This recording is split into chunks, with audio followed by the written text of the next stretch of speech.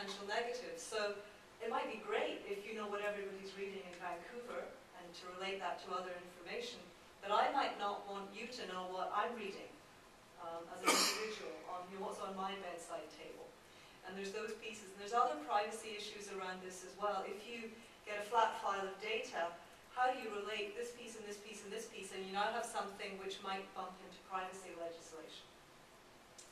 The other thing, and it's a much wider topic than just here, but it's kind of the legal framework that we currently operate in today versus how we might operate 5, 10 years down the road, not just in terms of procurement policy, but also in terms of things like copyright and protection of information and intellectual property and all those kinds of things. So we buy some of our data. We buy pictometry data, for example, which we make available on VanMap.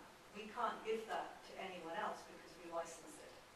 So there's a whole bunch of stuff that I really appreciate your feedback today. We need to take a lot of that away, and we need to think about, how we purpose it, what we can do with it, what we can do quickly, and what's going to take a deeper dive for us to really think about how we make it available, how much it's going to cost to make available, and those kinds of things. And also, to what extent do we need to engage with the legal services department at the city?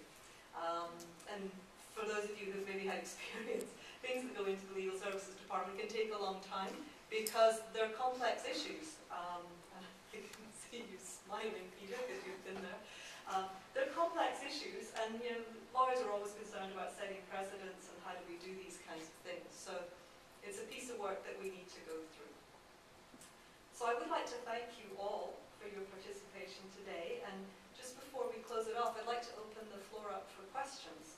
And I'm going to do the David East thing to say that I can't speak on behalf of the city as the large body. Things like policy are set by council, they're not set by staff. But if you have any questions about IT at the city, and those kinds of things, I'm very happy to try and address them for you. One of the interesting questions about bringing open source into the existing IT shop is culture clashes of various kinds. So, and sort of there's ways of mitigating these culture clashes. So can you summarize what the IT, and so I've worked in IT departments and organizations that are relatively similar. Some of them were Microsoft shops, some of them were Java shops, some of them were mainframe shops. I think if you're going to go with open data, you're going to end up in a services architecture of some kind. But what's your background as an organization? Could you repeat the question, please? Sorry. The question is, there can be a culture clash within IT organizations, and basically what's the city's IT background? And I think I would say to you, no matter what technology you care to mention, we probably have it. So, and that's not because we've gone out consciously to do that in many cases. It's just that we've had an IT organization that's grown up through many years. We still have a mainframe. We would like not to have a mainframe, but it costs money to build a new application that will take us off of the mainframe. So, we don't always have as much money to invest in technology as we would like. So that means that we have to keep certain standards around longer than others. We have tried in the last few years to standardize on both hardware, specifically in the Office desktop applications, to standardize on hardware and software for a couple of reasons.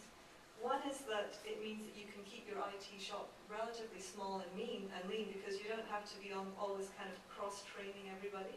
So you can have, with the introduction of 311, for example, we're moving more to extended support hours within an IT organization. So if you've got people on call or standby, you want to have them able to address as many issues as possible without having a huge staff of people who can only do one or two things. So we have tried to standardize, but in terms of culture across the city, I would say that our staff are as open as any organization in terms of learning new things and in terms of trying new things. We're actively exploring Web 2.0 applications.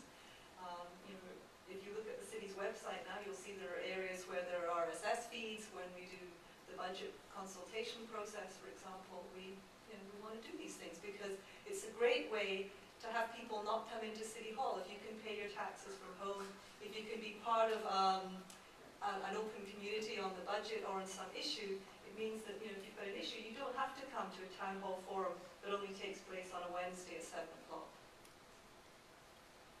I don't know if that addresses you. Well, kind of, but that's right. I mean, I think there's not necessarily a simple answer.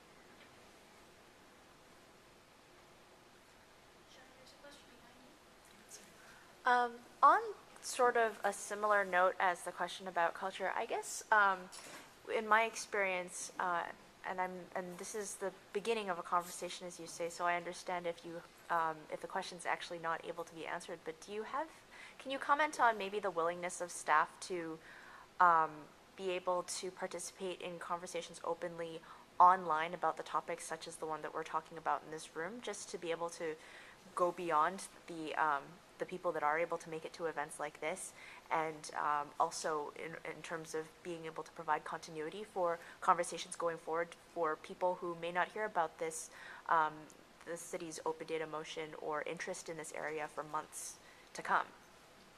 I think there's two things. I think there is... Sure. Could you repeat the question? Yes, sir. The question was, are staff open to participate? Can city staff blog? Can they get involved in this kind of conversation in an informal, unofficial way? We do have some city policies around city staff and how they represent themselves within blogs, and we always have to make a distinction between, is it my opinion or is it the city's opinion? And I think city staff are quite good about disassociating themselves and saying, this is what I think. And in a way, that's what you're getting from me today. It's not an official city perspective. It's just me standing up here as an IT professional trying to share some of these ideas. And I think you'd probably get the same from city staff. I know that Kevin and Kyle are quite involved in the community and have already done a fair bit of sort of to and froing with some of you in the audience about some of this. So at this point, I should note the next session is beginning. You're welcome to stay here to continue to discuss. In fact, I encourage you to, but if you want to end the session, now's the time.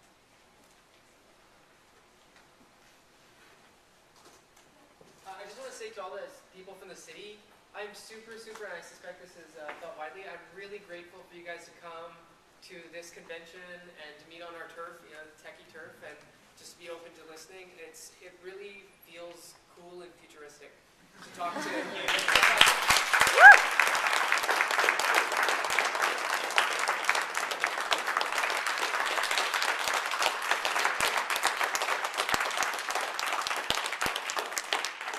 We don't feel cool or futuristic.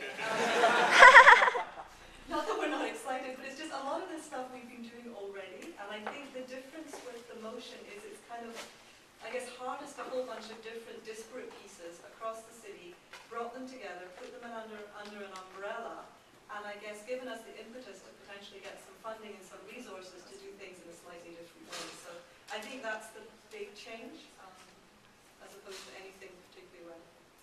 Thank you. I think in that case, we're still glad that you're graciously hearing what you already know in part.